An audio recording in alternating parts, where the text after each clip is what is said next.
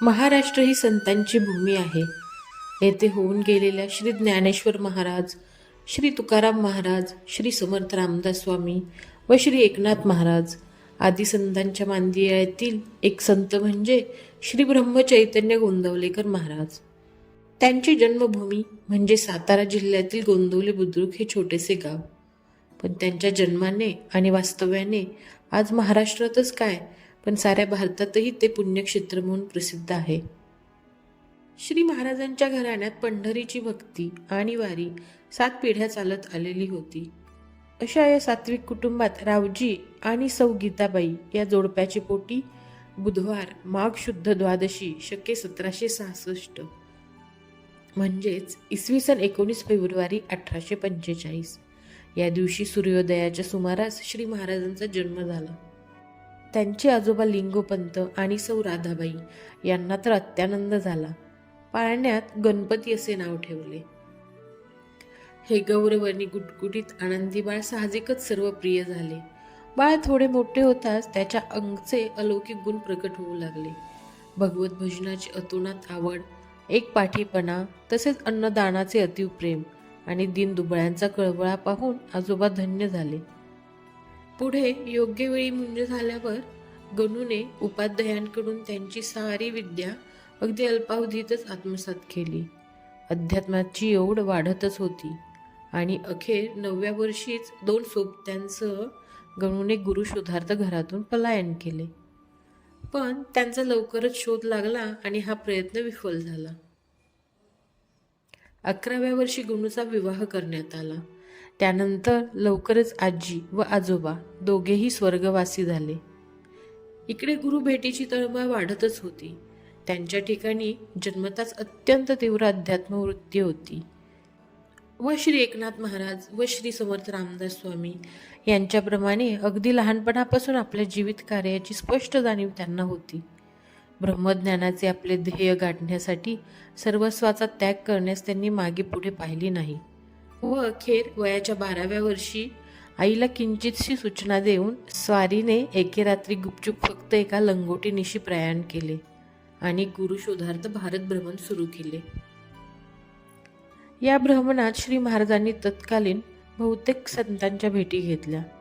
हरिपूर सांगली येथील साध्वी राधाबाई, मिरजेचे सत्पुरुष अण्णाबुवा, सटाण्याचे देव मामलेदार, अक्कलकोटचे श्री स्वामी समर्थ, हुमनाबादचे माणिक प्रभू, काशीचे तेलंग स्वामी, दक्षिणेश्वरचे श्री रामकृष्ण परमहंस आदी सर्वांनी अतिप्रेमाने त्यांना जवळ केले. पण तुझे गुरुपद माझ्याकडे नाही म्हणून सांगितले. अखेर गोदातीरी श्री समर्थ संप्रदायी श्री रामकृष्ण यांनी दर्शन देऊन येळेगावच्या श्री तुकाराम चैतन्यांकडे जाण्यास सांगितले.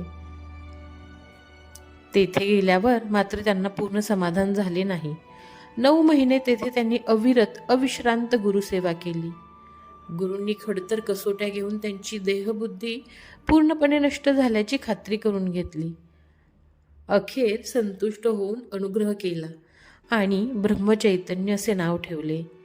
श्रीराम जय राम जय जय राम हा मंत्र दिला. मनासारखा सद्गुरू भेटल्यावर त्यांनी सांगितलेल्या मार्गाने जाऊन वयाच्या केवळ 15व्या वर्षी त्यांनी पूर्ण सिद्धावस्था प्राप्त करून घेतली. आत्मज्ञान अंगी मुरविण्यासाठी 2 वर्ष नैमिषारण्यात आत्मचिंतनासाठी जावे आणि मुख्य तीर्थक्षेत्र करून मग घरी जावे ही गुरु आज्ञा पाळली. श्री तुकामाईंच्या सांगण्याप्रमाणे तीर्थाटन करून 9 वर्षांनी गोंदवल्यास जाऊन घरी प्रकट झाले. सर्वांना आनंद झाला. 9 वर्षे आपली वाट पाहणाऱ्या पत्नीला ते माहेराहून घेऊन आले. पुढे तिच्यासह पुन्हा गुरुदर्शनास गेले आणि नाशिक येथे सुमारे 6 महिने वास्तव्य करून त्यांनी तिची नामस्मरणात व ध्यानधारणेत उत्कृष्ट तयारी करून घेतली. वर्षभरानंतर त्यांना पुत्ररत्न झाले. पण लवकरच तो मुलगा देवाघरी गेला आणि त्या पाठोपाठ महाराजांची पत्नी ही वैकुंठवासी झाली. त्यानंतर काही काळाने आईच्या आग्रहाखातर त्यांनी पुन्हा विवाह केला, तो एका जन्मांध मुलीशी. यांना पुढे भक्तमंडळी आईसाहेब म्हणू लागली. पुढील काळात श्री महाराजांनी श्रीराम नामाचा प्रसार करण्याचे व सामान्य प्रापंचिकांना पेलेल असा परमार्थ मार्ग दाखविण्याचे कार्य अधिकच जोराने केले. सदाचार, नामस्मरण, सगुणोपासना, अन्नदान आणि सर्वांबद्दल प्रेमभाव यावर त्यांचा विशेष भर होता. सन 1890 पासून श्रींचे वास्तव्य प्रामुख्याने गोंदवले येथेच राहिले. त्यांच्याकडे येणाऱ्यांची, राहणाऱ्यांची संख्या खूपच वाढली. या सर्वांना सगुणोपासनेला व सेवेला एक केंद्रस्थान असावे या हेतूने त्यांनी आपल्या वाड्यातच श्रीराम, सीता व लक्ष्मण तसेच मारुती यांची स्थापना केली. पुढे भक्त मंडळींची संख्या आणखी वाढत गेल्यावर त्यांनी गावातच आणखी एक राम मंदिर, एक दत्त मंदिर व एक धर्मशाळा बांधून निवासाची सोय वाढवली. पुढे एक शनी मंदिरही बांधले. शिवाय जागोजागी उपासना वाढावी या हेतूने भक्तांना प्रेरित करून अन्य कित्येक गावी राम मंदिरांची स्थापना केली. श्री महाराजांनी 1901 मध्ये मातोश्री गीताबाई व अनेक भक्त मंडळी यांच्यासह काशी यात्रेसाठी प्रयाण केले. त्रिस्थळी झाल्यानंतर गीताबाईंनी अयोध्येत देह ठेवला. इसवी सन 1876 व 1896 मध्ये पडलेल्या भीषण दुष्काळात श्री महाराजांनी आपल्या शेतावरच नाममात्र काम देऊन हजारो लोकांना अन्न पुरविले आणि उपासमारीपासून वाचविले. ब्रह्मस्वरूपी विलीन झालेले श्री महाराज हे पूर्णत्वाप्रत पोहोचलेले संत होते, यात शंका नाही. देहबुद्धी मुळापासून जाळून टाकल्यामुळे त्यांच्या आचारात, विचारात आणि उच्चारात चुकून देखील मीपणा व माझेपणा दिसायचा नाही. हेच त्यांच्या पूर्णत्वाचे गमक होय. अर्थात स्वतःबद्दल काहीच करायचे न उरल्यामुळे केवळ जगाचे कल्याण व्हावे एवढीच त्यांची भावना होती.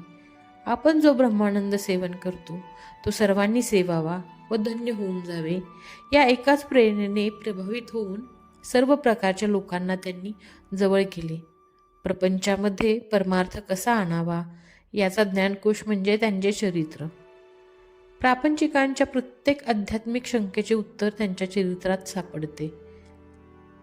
प्रापंचिक लोकांसाठी हा खटाटोप करीत असताना त्यांनी अकारण निंदा, अपमान, छळ व कमीपणा सोसला.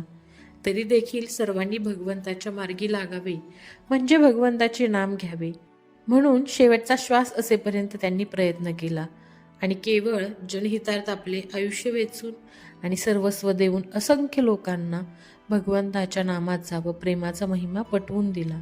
भगवंताच्या नामाची थोरवी गाता गाता श्री महाराजांच्या आयुष्याचा प्रत्येक क्षण गेला. नामाचे महत्त्व सांगण्यासाठी ते जन्माला आले. नामाच्या महत्त्वाचे त्यांनी जन्मभर गायन केले आणि आपल्या आयुष्याचे शेवटचे क्षण नामाचे महत्त्व सांगण्यातच घालवले. श्री महाराजांनी जन्मभर डोळ्यांनी नाम पाहिले, कानाने नाम ऐकले, वाणीने नाम घेतले, मनाने नाम कल्पिले, बुद्धीने नाम चिंतिले.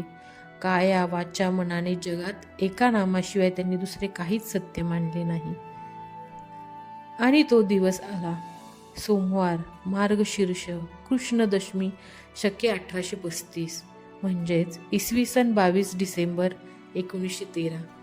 या दिवशी पहाटे 5:05 जेथे नाम तेथे माझे प्राण, ही सांभाळावी खूण, हे शेवटचे शब्द उच्चारून या महापुरुषाने आपला देह ठेवला. जगाला प्रकाश देणारा भौतिक सूर्य पूर्वेकडे वर येऊ पाहत असताना गोंदवल्याचा हा अध्यात्म सूर्य मावळला. वसिष्ठ, वामदेवादी भारतीय ऋषींची परंपरा चालविणारा हा महापुरुष अनंतामध्ये विलीन झाला. श्री महाराज नेहमी सांगत, बाळ, भगवंताने प्रपंचामध्ये ज्या परिस्थितीत आपल्याला ठेवले आहे तिच्यामध्ये समाधान मानावे आणि त्याच्या नामाला कधीही विसरू नये. जो नाम घेईल त्याच्या मागे राम उभा आहे. नाम घेणाऱ्याचे राम कल्याण करतो. एवढे माझे सांगणे शेवटपर्यंत विसरू नका. सध्या समाधी मंदिराचे आवार म्हणून जे दिसते त्या ठिकाणी त्या काळी श्रींची गोशाळा व गायींची देखभाल करणारे गाय मास्तर अभ्यंकर यांची राहण्याची झोपडी, या 2 कच्च्या वस्तू आणि गायींसाठी लागणाऱ्या गवताच्या गंजी याशिवाय काहीही नव्हते. महाराजांनी देह ठेवण्याच्या आदल्या दिवशी संध्याकाळी तेथे जाऊन आपल्या सर्व गायींच्या पाठीवर आपला मायेचा हात फिरवला आणि श्री महाराज म्हणाले, ही जागा फार छान आहे, इथे कायमचेच येऊन राहावे असे मला वाटते. दुसऱ्या दिवशी पहाटे श्रींनी देहत्याग केला. पुढे त्या गोशाळेच्या जागेवर महाराजांचे समाधी मंदिर बांधले आणि दरवर्षी महाराजांचा पुण्यतिथी महोत्सव 10 दिवस साजरा केला जातो. या व्हिडिओमधील माहिती आपल्याला आवडली असेल तर नक्की कमेंट करून सांगा आणि व्हिडिओला लाईक करा आणि चॅनलला सबस्क्राईब करा. तोपर्यंत धन्यवाद.